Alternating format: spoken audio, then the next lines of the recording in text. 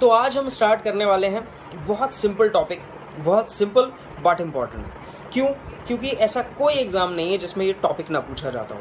SSC, banking, C TET, UP TET, state level का कोई exam हो या एसएससी के तीनों, एमटीएस, सीएचएसएल एंड सीजीएल, सब में ये पूछा जाता है। हालांकि इनके लेवल्स अलग अलग रहते हैं। तो आज हम बात करने वाले इसके बिल्कुल रूट लेवल से इसके अच्छे लेवल पर जाने की। तो देखो, हम इसे पढ़ते हैं और आज हम करते हैं फ्रैक्शंस का पोस्टमार्टम। मीन्स कुछ भी कंफ्यूजन नहीं रह जाएगा। अक्सर होता क्या है, जब भी हम कोई टॉपिक पढ़ते हैं कुछ टाइम तक तो हमारे दिमाग में रहता है, उसके बाद हम उस टॉपिक को भूल जाते हैं जब प्रैक्टिस नहीं करते। क्यों? क्योंकि हमने उसे रिलेट नहीं कराया दुनियादारी से। अगर दुनियादारी से रिलेट कराओ तो कभी नहीं भूलोगे। देखो, पहले तो मैं वैसे ही बताता हूँ बुकिश लैंग्वेज से कि फ्रैक्शंस आर दोज जिन्हें हम बोलते हैं न्यूमरेटर अपॉन डिनोमिनेटर। मतलब जिसमें भी अंश बटे हर दिखाई देगा, ये कहलाता है अंश और ये कहलाता है हर। उसे हम बोलेंगे फ्रैक्शंस। ठीक है। अच्छा, अगर सबको फ्रैक्शंस बोला जाता है तो ये भी फ्रैक्शन हुआ, 5/2 भी फ्रैक्शन हुआ, 1/4 भी फ्रैक्शन हुआ और 3/2 भी फ्रैक्शन हुआ। ये सारे के सारे फ्रैक्शंस हैं। यस, ये सारे फ्रैक्शंस हैं। बट हमने क्या करा, फ्रैक्शंस को डिवाइड कर दिया पार्ट्स में। फ्रैक्शंस के नाम रख दिए। एक का नाम है प्रॉपर फ्रैक्शन, दूसरे का नाम है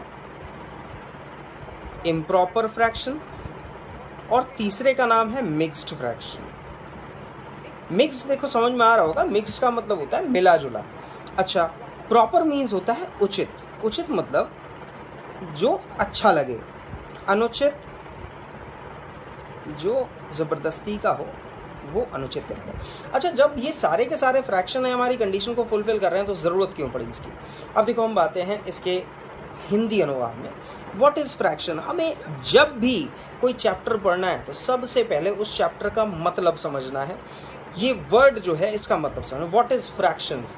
फ्रैक्शन का मतलब होता है टुकड़े। यस, फ्रैक्शन का मतलब होता है टुकड़े और इसे हिंदी में बोलते हैं भिन्न।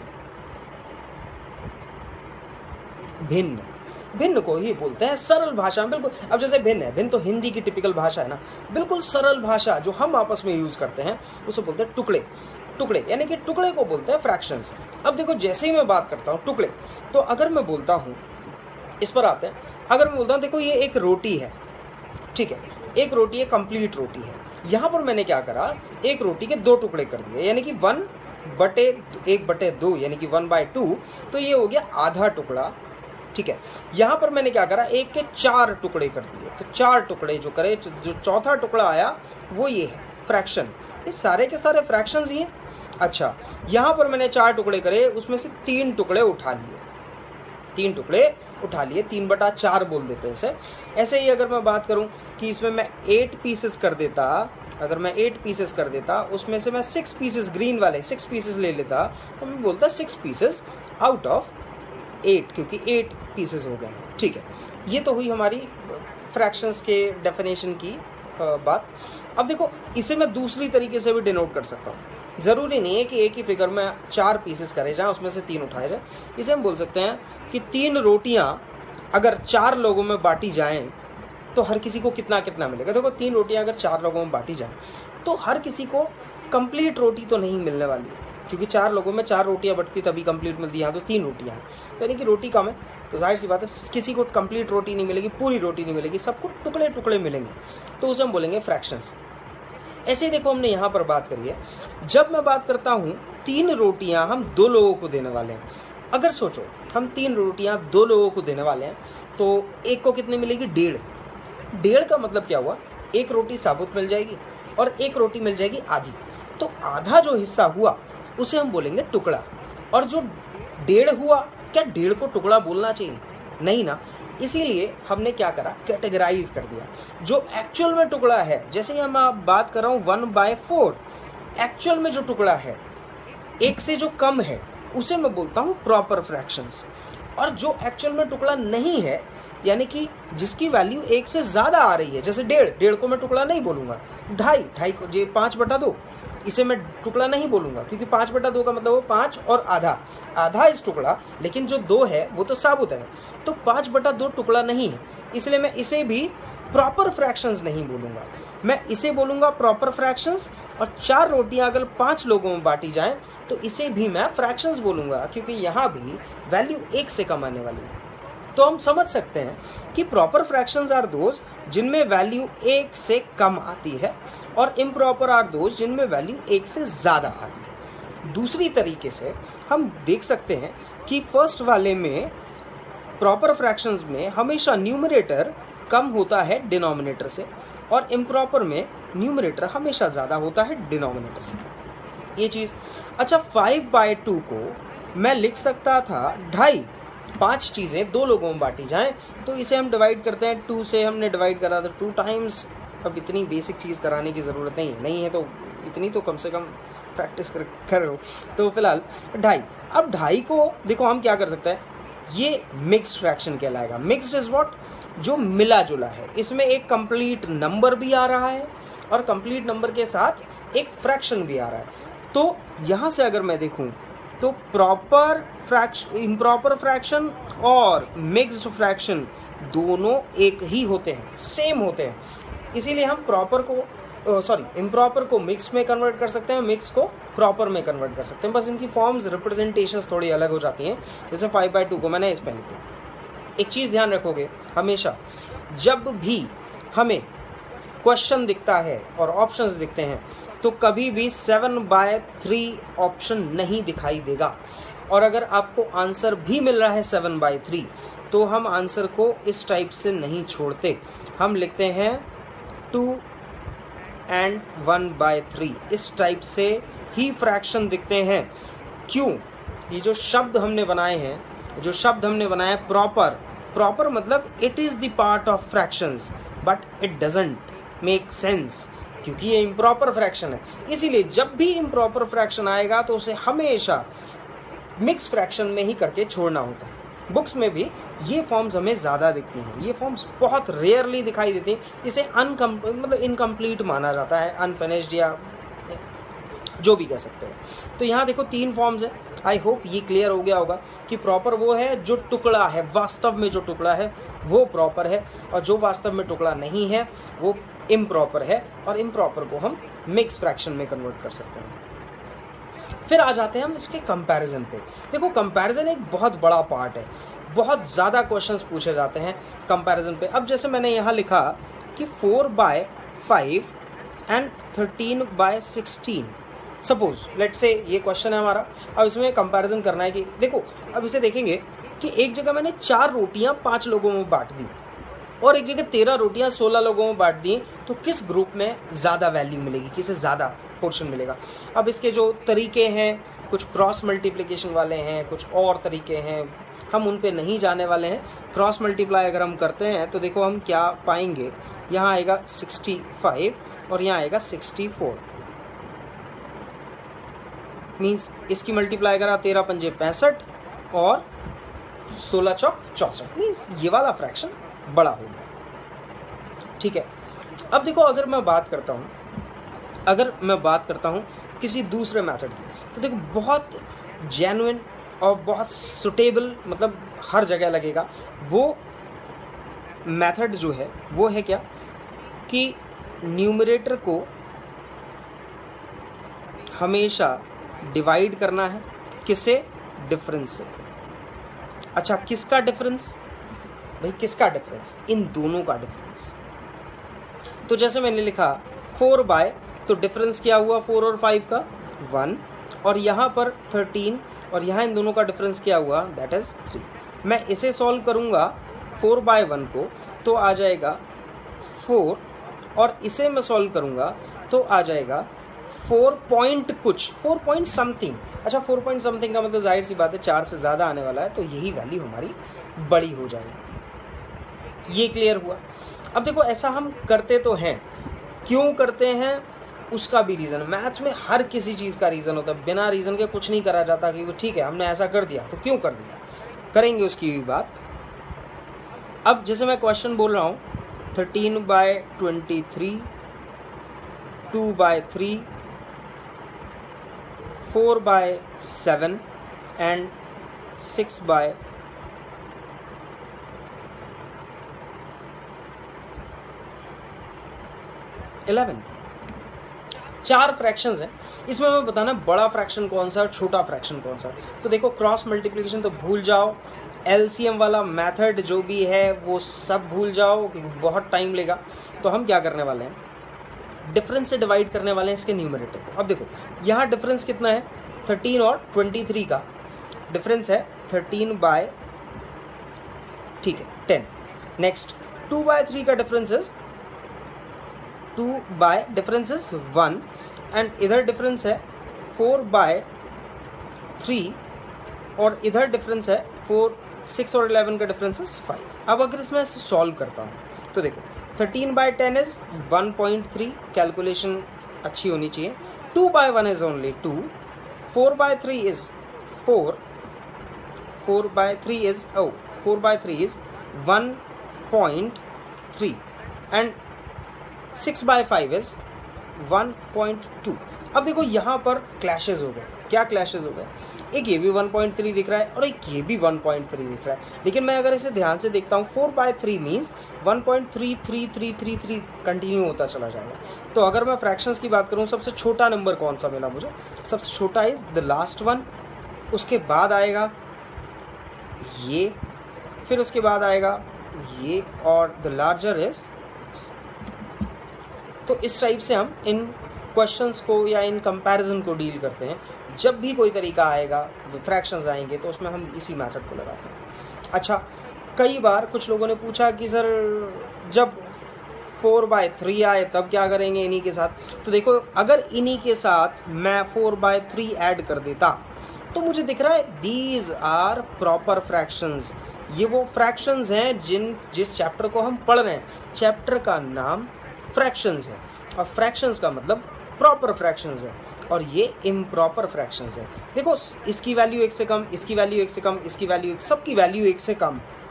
तो जब सबकी वैल्यू 1 से कम है तो जाहिर सी बात है इसकी वैल्यू 1 से ज़्यादा है, तो ये तो पहले ही सबसे बड़ा हो जाएगा, तो इसे ये आउट ऑफ द रेस या आउट ऑफ द गेम हो जाएगा। तो हम बात करेंगे सिर्फ इनकी। ये जो रूल है वो हमने प्रॉपर फ्रैक्शंस के लिए बनाया है, और बनाया क्यों है इसकी बात करूँगा। अगर समझ में आ गया तो अच्छी बात है, नहीं समझ में आया तो पूछोगे तो इस पर मैं अलग एक वीडियो बना दूँगा, बताऊँगा डिटेल्स में एक एक चीज़ कि ऐसा क्यों करते हैं और कहाँ कहाँ कर सकते हैं। क्योंकि देखो क्वेश्चंस का लेवल कहाँ तक जाएगा पता नहीं, एग्जामिनर नए नए क्वेश्चंस बनाते रहते हैं। चल अब हम आते हैं आगे। देखो एडिशन सबको पता है, एडिशन में कुछ रॉकेट साइंस नहीं है, सब ने पढ़ रखा है इतना। तो यहाँ आया 4/5, तो मैं एडिशन में क्या करता हूँ, इन दोनों का लेता हूँ एलसीएम। 3 और 5 का एलसीएम है 15। अब जैसे एलसीएम नहीं आता निकालना, वो एलसीएम निकालना सीखेगा पहले। 15 फिर क्या करते हैं, 3 से, इस 3 से डिवाइड करते हैं 15 को, तो कितना आने वाला है 5। तो 5 से इस 2 की मल्टीप्लाई, फिर 5 से इसे डिवाइड करेंगे, फिर जो आएगा उससे ऊपर मल्टीप्लाई कर देंगे। बड़ा बेसिक सा हो गया ये, तुम क्या करा जाए। चलो अब इसे इसके आगे सॉल्व कर लेना। फिर इसके बाद हम बात करते हैं सब्ट्रैक्शन की। सब्ट्रैक्शन में भी ऐसा ही कुछ होता है, बस प्लस की जगह माइनस लगा दूँगा। Multiplication is so simple, a into B और c इंटू डी अगर है तो हम कर देते हैं AC upon B D. Multiply आजू बाजू की सामने वालों की हो जाती है। If A and C D, तो देखो एक चीज़ याद रखो, मैथ्स में केवल 2 ऑपरेशंस होते हैं। एक ऑपरेशन होता है हमारा मल्टीप्लिकेशन और एक होता है प्लस। मतलब ये जो डिवीजन है ना, डिवीजन मेन ऑपरेशन में नहीं आता, तो डिवीजन कभी डायरेक्ट सॉल्व नहीं होता। तो इन केस ऑफ फ्रैक्शंस हमेशा क्या करा जाएगा, इसे रेसिप्रोकल करो। डिवीजन इज रेसिप्रोकल ऑफ, उल्टा होता है मल्टीप्लिकेशन का। तो देखो मैंने इसका अगर उल्टा करा, डिवीजन का उल्टा करा, तो जाहिर सी बात है डिवीजन किसके साथ था, C/D के साथ। तो मैं C/D को भी उल्टा कर दूंगा और फिर मैं कहाँ आ गया, मल्टीप्लिकेशन पे आ गया। तो मैं लिख सकता हूँ AD डिवाइडेड बाय, ठीक है, ये क्लियर हो गया। इसके बाद देखो कुछ चीज़ जो नोटिसेबल है वो मैं लिखवा रहा हूँ, ध्यान से नोट करोगे। अगर कभी भी मिक्स फ्रैक्शन की बात करता हूँ, जैसे मैं बात करता हूँ 2.5 की, व्हाट इज ढाई? ढाई का मतलब क्या हुआ? ढाई बोलने में बड़ा आसान लगता है, जब भी बोलो ढाई, अच्छा हर किसी को पता होगा ढाई, ऐसा कोई बंदा नहीं है जिसे ढाई का मतलब ना पता हो। तो ढाई जैसे पूछोगे, अच्छा ढाई का मतलब क्या है? 2 और आधा। तो देखो बड़ा सिंपल सा, हमने क्या करा, मिक्स फ्रैक्शन को अगर कभी भी ऐसे लिखा है a प्लस बी बाय सी, तो इसे मैं डायरेक्ट लिख सकता हूँ ए बी बाय सी। क्यों? यही तो करा था मैंने, यहाँ देखो ढाई को मैंने तोड़ दिया, कंप्लीट नंबर अलग और फ्रैक्शन अलग, तो वही कंप्लीट नंबर और फ्रैक्शन अगर अलग अलग दे रखे हैं तो उसे मैं ऐसे करके लिख सकता हूँ, ठीक है। नेक्स्ट अगर मैं बात कर रहा हूँ a माइनस बी अपॉन सी की, अब यहाँ ये चीज़ पॉसिबल नहीं है, क्योंकि देखो प्लस में तो हम इजीली लिख सकते थे, ऐसा यहाँ नहीं कर सकते। तो यहाँ मैं एक मेथड बता देता हूँ, डायरेक्ट हम लिखते हैं a माइनस 1 हमेशा, और प्लस, अब देखो b अपॉन सी में क्या चीज़ बड़ी होनी चाहिए? b बड़ा होना चाहिए, c बड़ा होना चाहिए, क्योंकि हम बात कर रहे हैं फ्रैक्शंस की, फ्रैक्शंस आर ऑलवेज प्रॉपर, तो मीन्स c बड़ा होना चाहिए। तो ऊपर लिखूंगा डिफरेंस ऑफ, दोनों का डिफरेंस डिवाइडेड बाय c, ऐसे करके लिखते हैं। इसे एग्जाम्पल से सॉल्व कर ले, समझ लेते हैं। जैसे मान लो 41 माइनस 11 बाय 19 मुझे दे रखा है। अब अगर इसे कंप्लीट फ्रैक्शन में कन्वर्ट करो तो उड़ जाएंगे मल्टीप्लाई करते करते, तो इसीलिए समझ लो ये वाला 41 को मैं क्या लिख सकता हूँ, 41 माइनस 1 दैट इज 40, और इसे क्या लिख सकता हूँ प्लस, और 11 माइनस 11 और 19, तो मैं क्या लिखूंगा, दोनों का डिफरेंस जो मैंने लिखा था that is 19 minus 11 is 8 divided by 19, और मैं डायरेक्ट लिख दूंगा 8 बाय 19। बड़ी आसान सी चीज़ है, समझ में आ गई? ठीक है, इसे ही हम अप्लाई करते हैं बाकी के क्वेश्चंस में अप्लाई किया जाता है। तो अब आ जाते हैं आगे, सीधे सीधे क्वेश्चंस पे आ जाते हैं। देखो एक ये बड़ा अच्छा सा क्वेश्चन है, ऐसा कोई एग्जाम नहीं है जिसमें ना पूछा गया, बड़ा ऐसा समझ लो सबने देख रखा होगा इस क्वेश्चन को, लेकिन जिसने नहीं देखा वो यही सोचता है यार इतने बड़े नंबर, इसे मैं कैसे सॉल्व करूं, पहले इससे मल्टीप्लाई करूंगा फिर इसमें ऐड करूंगा, उसकी कोई ज़रूरत नहीं है। मैंने बताया था इसे पढ़ने का तरीका क्या होता है। इसे पढ़ने का तरीका होता है 999 सही 1/7। अच्छा 999 सही 1/7 का मतलब हुआ 999 साबुत है। अच्छा 999 यहाँ साबुत है, 999 यहाँ साबुत है, 999 यहाँ साबुत है, यहाँ हर जगह 999 साबुत है। तो 999 को हम साबुत वाले 999 उठा लेंगे। कितने हैं? 1 2 3 4 5 6, 6 999 को मैंने इकट्ठा उठा लिया। अच्छा उसके बाद क्या बचे? ये टुकड़े बचे। टुकड़े कौन से बचे? 1/7 बचा, 2/7 बचा, तो 1/7, 2/7, 3/7। अब सबको लिख के क्या फ़ायदा, डायरेक्ट में 6/7 लिख दे रहा, बीच वाला खुद समझ लेना। ठीक है, तो देखो यहाँ पर आने वाला है 7, तो एलसीएम आया, कॉमन है सबका, अलग अलग लेने की जरूरत नहीं है। ऊपर आएगा 1 + 2 + 3 + 4, 1 + 2 + 3 + 4, बड़ा हल्का हो गया, मतलब बड़ा बेसिक से बता दिया। चलो फिलहाल इसकी देखो मल्टीप्लाई करनी है तो अपने तरीके से भी कर सकते हो, वरना एक काम करो इसे 1000 मान लो, 1000 × 6 होता है 6000। 6000 में से क्योंकि हमने 1 बढ़ाया ना इसमें, तो 6 से गुणा हो गया तो 6 बढ़ गया, इसका मतलब 6 घटा देंगे 6000 में से, तो 5994 आ जाएगा। और यहाँ देखो आने वाला है 6 4 10, 5 10, ठीक है, 21/7। 21/7 को हम लिखेंगे 3, यानी कि 5494 + 3, तो आंसर आया 997, और ये आंसर हो गया। मतलब इसे हम वर्बली सॉल्व कर सकते थे अगर थोड़ी सी प्रैक्टिस की जाए। फिर से याद रखो, इसे पढ़ने का तरीका होता है 999 सही, इंग्लिश में बोलता है 999 होल 2/7, यानी कि वो एक होल नंबर है। अब देखो इसे समझना है, ये क्वेश्चन है, देखो अब ये क्वेश्चन आ गया, मतलब इतना खतरनाक डिजिट्स दे देते हैं ना कि मतलब इंसान देखे तो घबरा जाए। लेकिन एग्ज़ाम में वही क्वेश्चन दिए जा सकते हैं जिन्हें सॉल्व किया जा सकता है। मतलब पता चला है ऐसा क्वेश्चन दे दिया जो कंप्यूटर ही सॉल्व कर सकता है, तो क्या फ़ायदा उस क्वेश्चन को देने का जब सॉल्व ही नहीं कर पाएंगे। देखो इसे रीड करते हैं, इसका मतलब हुआ ये प्लस लगेगा, इसका मतलब मल्टीप्लाई 99 की इससे भी होगी और इससे भी होगी, दोनों से होनी चाहिए। अच्छा बड़ी खतरनाक सा तो लग ही रहा है, लेकिन हम सॉल्व करेंगे इसे मैं अगर ऐसे लिखता हूँ 99 एंड प्लस 692 डिवाइडेड बाय 693 और इंटू 99। अच्छा इससे भी देखो कुछ खास मदद नहीं मिलने वाली, क्योंकि मल्टीप्लाई तो इनसे होगी। तो देखो एक काम करते हैं, इसमें मैं 1 ऐड कर देता हूँ, 1 ऐड कर दूंगा तो ये हो जाएगा 1000। अच्छा ये 1000 हो जाएगा तो क्या करना पड़ेगा, तो इसके बाद 692 और 693 माइनस भी करना पड़ेगा एक, क्योंकि हमने एक जोड़ दिया, तो माइनस वाला मैं इधर लिख देता हूँ और इंटू 99 इधर भी लिख सकते थे, वो अपने कन्वीनियंस के हिसाब से लिख लो। अच्छा 1000 और इधर मैं सॉल्व करता हूँ तो देखो ये आया, इसकी मल्टीप्लाई हो जाएगी, आएगा 693 यानी कि जब हम सॉल्व करेंगे तो ये आएगा 692 माइनस 693 डिवाइडेड बाय 693, और इसे मैं सॉल्व करूँगा तो आएगा -1/693। तो मैं यहाँ लिख देता हूँ डायरेक्ट 1 अपॉन, क्योंकि माइनस का साइन मैंने यहाँ लगा दिया, और ये आ जाएगा 693 और इंटू 99।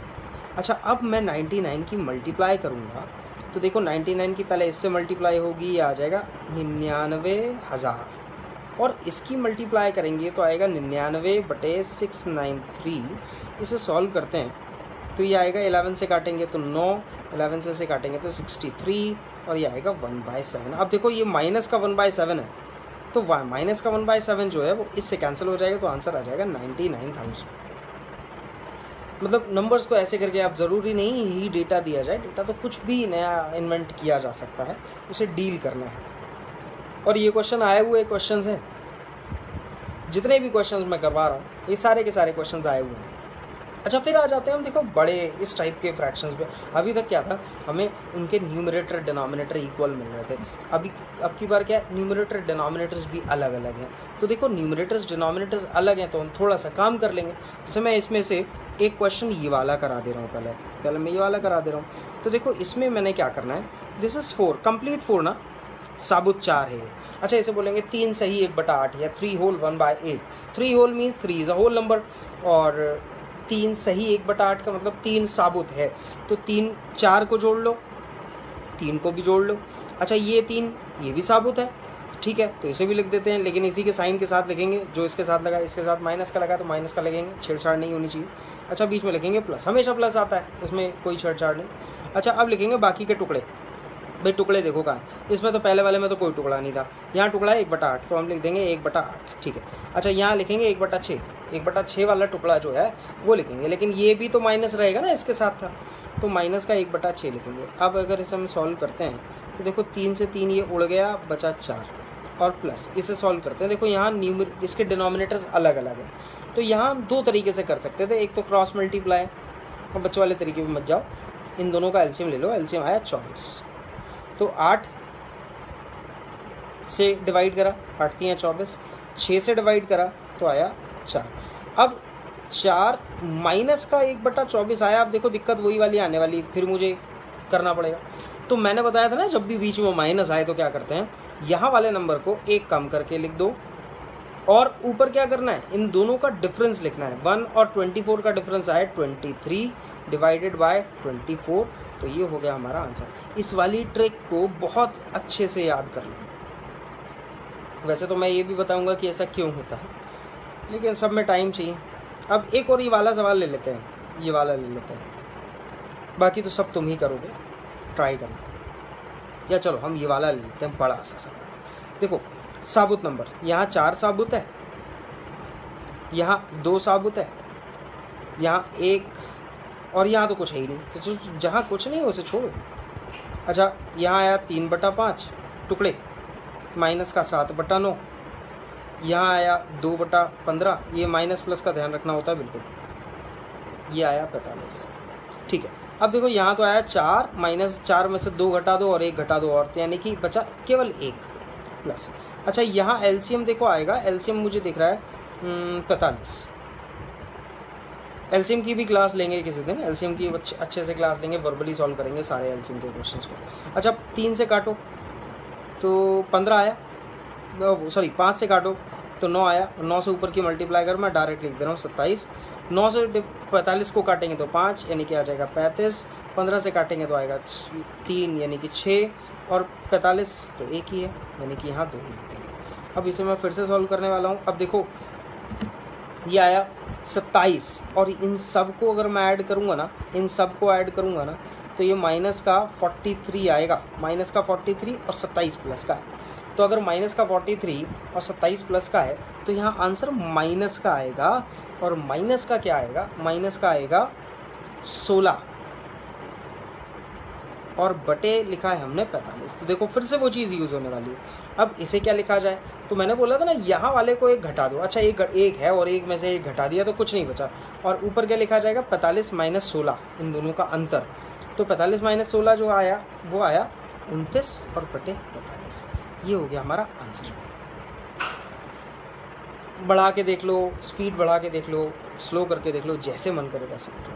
अब देखो ये क्वेश्चंस हैं सीरीज़, इन्हें बोलते हैं सीरीज़, मतलब बढ़ती चली जाती है। ये क्वेश्चंस अब हम करने वाले हैं।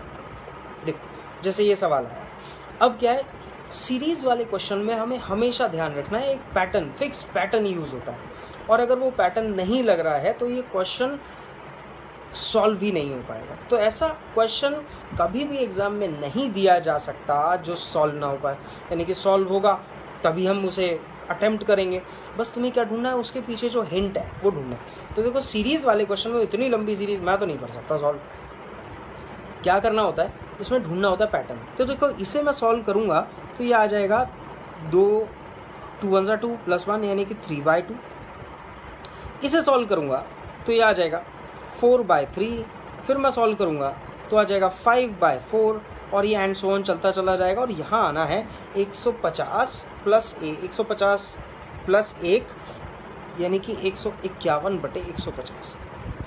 अब देखो यहाँ एक चीज़ समझ में आती है सीरीज़ में। सीरीज़ हमेशा कोई सी भी सीरीज़ आएगी ना प्लस में या माइनस में, तो उसमें फर्स्ट टर्म और लास्ट टर्म बचती है। तो फर्स्ट टर्म और लास्ट टर्म मैं देख लेता हूँ। सबसे ये देखो, ये कटी, ये कटी, ये कटी, ये कटी, ये कटी, ये कटी और ये कटी। तो बचा क्या, इधर बचा 2 नीचे और इधर बचा 151 ऊपर, यानी कि ये आंसर आ गया। चाहो तो इसे फ्रैक्शन में करके मिक्स फ्रैक्शन में छोड़ सकते हो, डिपेंड करता है ऑप्शंस कैसे पूछे जाते हैं। यहाँ लिखा जाएगा 75.5।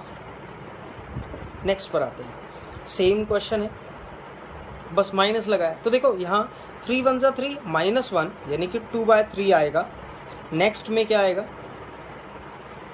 3/4 आएगा। फिर नेक्स्ट में क्या आएगा, 4/5 आएगा एंड सो ऑन, और n-1/n। अब देखो यहाँ मुझे दिख रहा है 3 3 कैंसिल, 4 4 कैंसिल। अब की बार ये ऐसे कैंसिल होने वाला है। जब ऐसे कैंसिल हो गया तो इधर बचा n और इधर बचा 2, यानी कि आंसर विल बी 2/n। ठीक है, अब इसे शॉर्टकट में लेंगे इतना कि हम इसे सॉल्व भी नहीं करेंगे, हम इसे छुएंगे भी नहीं। अगला, अच्छा यहाँ देखो, यहाँ अगर मैं देखता हूँ तो कितना आने वाला है, 2 3 6 -1 यानी कि 5/3।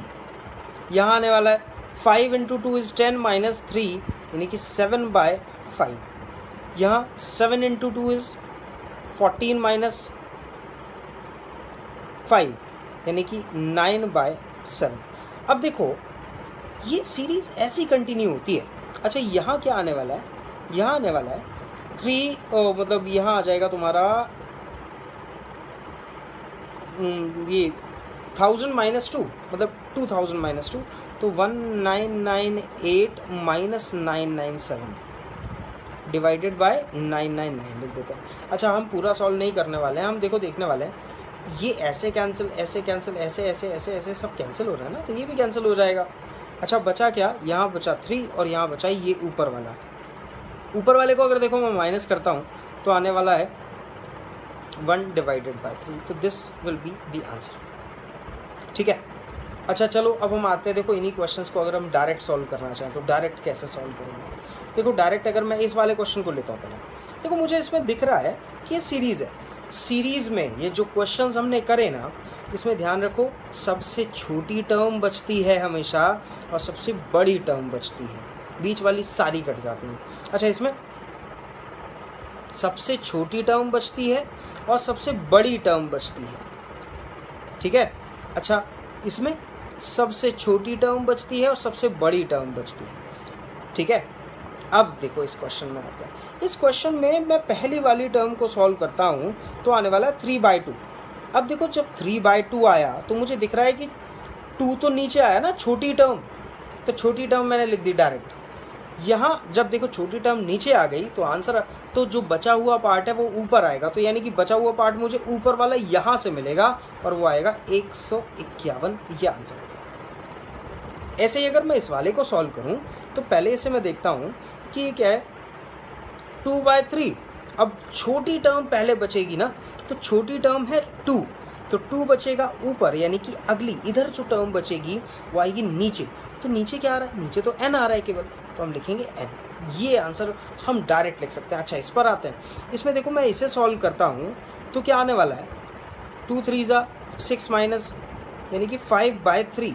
अब 5/3 में छोटी टर्म कौन सी है, छोटी टर्म है ये 3, यानी कि 3 आएगा नीचे, तो ऊपर क्या आएगा। अब ऊपर वाली कैलकुलेशन मुझे एज इट इज करनी पड़ेगी कि 99,999 इंटू 2 माइनस 997, अब इतना तो करना पड़ेगा ना। ऐसे करके हम आंसर सॉल्व करते हैं सीरीज़ के क्वेश्चन में। याद रखो, सीरीज़ में हमेशा छोटी टर्म बचती है और बड़ी टर्म। अब देखो अगला क्वेश्चन आ जाता है मल्टीप्लिकेशन की सीरीज़ वाला, ऐसा वाला। अब ये पिछले वाले से डिफरेंट है, इसमें ऐसा कुछ कटता हुआ भी नहीं दिखाई दे रहा। लेकिन देखो एक चीज़ हमेशा ध्यान रखो, सीरीज़ का क्वेश्चन फ्रैक्शंस में जो आते हैं, सीरीज़ हमेशा ऐसी बनती है जिसमें पहला टर्म बचेगा और लास्ट टर्म बचेगा, बीच वाले सारे कटेंगे। अगर नहीं कटेंगे तो मैं तो सॉल्व नहीं कर पाऊंगा। इसलिए दिमाग में रखो कि ऐसी सीरीज़ बनती है तो उसमें बीच वाली टर्म्स कटती हैं, बस वो मुझे ढूंढनी है कि कैसे कटेंगे। ठीक है, तो इसके लिए देखो एक पैटर्न ढूंढ लेते हैं, बात करते हैं कैसे। मैं फर्स्ट वाले को लिख सकता हूँ 1/2 माइनस 1/1 1/1 माइनस 1/2। नेक्स्ट को लिख सकता हूँ प्लस 1/2 माइनस 1/3। और नेक्स्ट को लिख सकता हूँ, आगे मैं बताऊँगा कि ऐसा क्यों लिखते हैं और डिफरेंसेस की क्या वैल्यू है इसमें। और लास्ट वाले को लिखूँगा मैं 1/99 माइनस 1/100। देखो जब मैं इसे सॉल्व करूंगा लास्ट वाली टर्म को, तो नीचे आएगा 99 इंटू 100 जो कि लिखा है, ऊपर क्या आएगा 100 इधर चला जाएगा क्रॉस मल्टीप्लाई में और 99 इधर आ जाएगा, यानी कि दोनों का डिफरेंस आएगा, माइनस लिख रखा है, और ऊपर आएगा 1, यानी कि ये सब की एक्सपेंडेड फॉर्म लिख रखी है।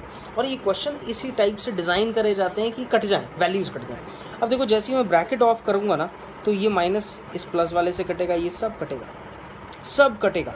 तो सबसे पहली टर्म जो बची, सबसे छोटी, दैट इज 1/1 इज 1, और सबसे बड़ी 1/100, लेकिन वो माइनस का है,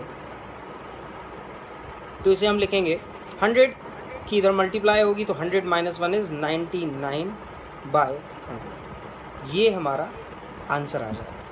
अब इसमें डिफरेंस की हम बात करने वाले हैं। देखो डिफरेंस की ऐसी, जैसे मैंने लिखा 3 into 5 plus 5 into 7 plus 7 into 9, और ये सीरीज़ चलती चली जा रही है, और ये सीरीज़ चलेगी 123 से 125 तक।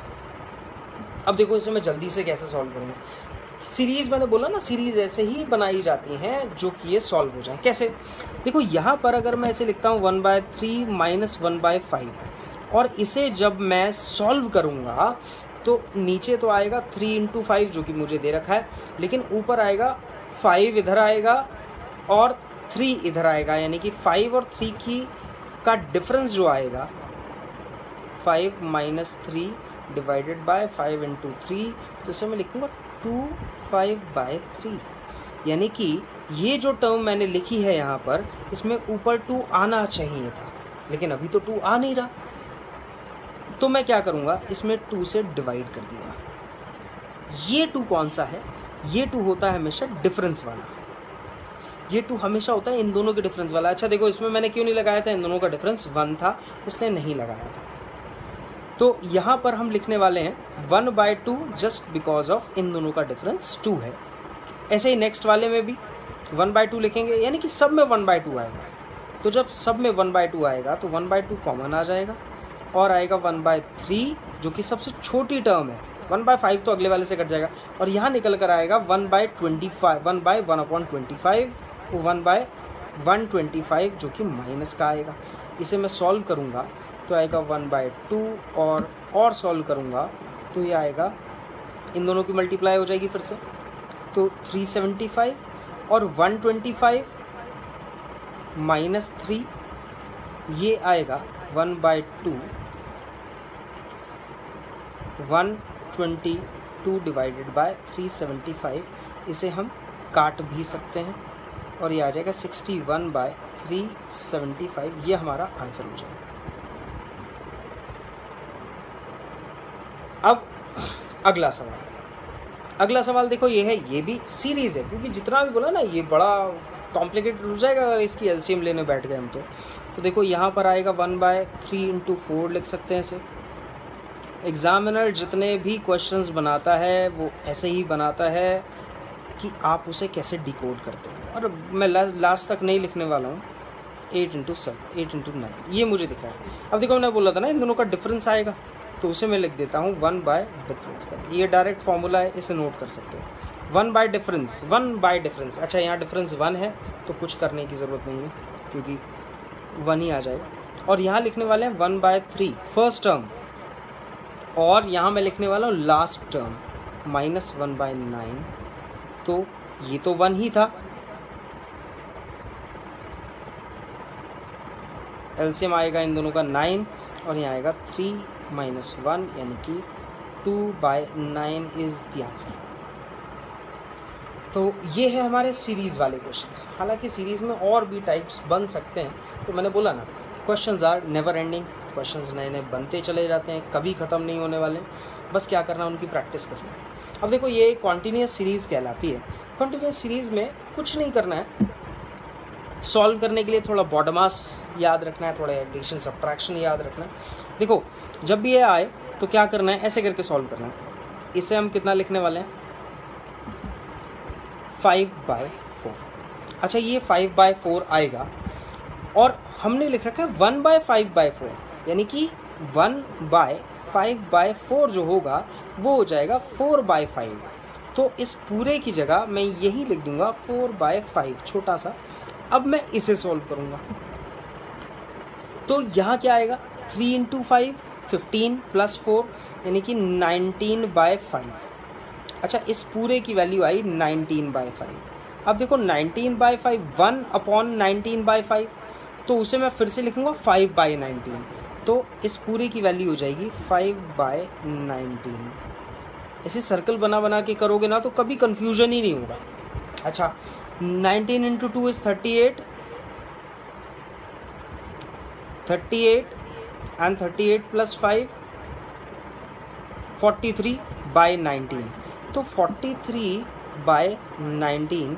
अच्छा ये तो इस पूरे की वैल्यू है ना 43/19, तो क्या हो जाएगा 1/43/19 को हम लिखेंगे 19/43, और यही हो जाएगा इसका आंसर। बड़ा घिचपिच हो गया, कोई बात नहीं, चला लो काम। तो देखो ये है कि अगर नहीं समझ में आया तो इसे रिवाइंड करके देख सकते हैं, इसे डाउनलोड कर सकते हैं, इसे स्लो कर सकते हैं, बहुत सारे ऑप्शन है तुम्हारे पास। चलो अब ये अच्छा सा, ये बिल्कुल अच्छा सा क्वेश्चन है, एसएससी का मान सकते हैं इसे, बाकी किसी भी एग्ज़ाम में पूछा जा सकता है, लेकिन अच्छा सवाल है। सोच लो ज़रा क्या करा जाएगा इसमें, फिर मैं बताता हूँ। देखो x की वैल्यू है ये पूरी, यानी कि x का मान ये पूरा है, ये आंसर दे रखा है इसका। चलो लेकिन मैं x का मान मतलब होता ना यहाँ पर x को रिप्लेस नहीं कर सकता, तो मैं एक काम करता हूँ, x की वैल्यू जो है 1 + 1, और नीचे वाले को मैं लिख देता हूँ 1 + 1 + एंड सो ऑन। ये पूरा यहाँ तक मैंने कंटिन्यू कर दिया। अब ध्यान से अगर देखोगे, इसे थोड़ा और लिख देता हूँ जिससे थोड़ा और इजी हो जाए। देखो ये वही पूरी चीज़ दिखाई दे रही है जो यहाँ x के साथ दे रखी है, 1 + 1 बाय इतना, तो मैंने 1 इसीलिए इस 2 को ब्रेक कर दिया 1 और 1 में, तो मैंने अलग अलग कर दिया, यानी कि इस पूरे की जगह मैं x लिख सकता हूँ। तो बहुत अच्छी बात है, मैं यहाँ क्या करूँगा, x = 1 + 1, और यहाँ लिखूँगा 1 + x। अब इसे मैं सॉल्व करूँगा तो ये आएगा, इसकी मल्टीप्लाई हो जाएगी इधर, तो ये आ जाएगा 1 + x + 1 डिवाइडेड बाय 1 + x, और इधर आ रहा था x। अब इसकी मल्टीप्लाई इधर हो जाएगी, क्योंकि जब हम फ्रैक्शंस को सॉल्व करते हैं तो इधर अपॉन 1 मान लिया जाता है और इधर इसकी मल्टीप्लाई हो जाएगी। तो ये हो जाएगा x प्लस एक्स स्क्वायर और ये हो जाएगा 1 और 1 2 एंड प्लस एक्स, और 1 की तरफ मल्टीप्लाई करोगे तो कोई फ़र्क नहीं पड़ेगा, x से x कैंसिल हो जाता है, तो X square is equals to 2 और x is equals to plus minus root 2 और प्लस माइनस रूट 2, तो आंसर इज रूट 2, क्योंकि x की वैल्यू हम नेगेटिव नहीं ले सकते, इसलिए हमने पॉजिटिव ले लिया। अगर दोनों ऑप्शंस मिलेंगे तो हम दोनों ऑप्शंस लेंगे। एक चीज़ याद रखना, एक्स स्क्वायर अगर हमें x बराबर रूट 4 दे रखा है, ये सिर्फ एक क्वेश्चन है, x is equals to root 4 दे रखा है, तो उसकी वैल्यू कभी भी प्लस माइनस 2 नहीं होती, केवल 2 होती है। अगर कुछ डाउट हो तो डिटेल्स में बात कर सकते हैं इस पर। तो ये था हमारा टॉपिक आज का, फ्रैक्शंस। इसके बाद इसमें और अच्छे क्वेश्चंस का एक और वीडियो बनाया जाएगा, एक और वीडियो लाएंगे जिसमें सिर्फ क्वेश्चंस करेंगे, तो इसे अच्छे से कर लो।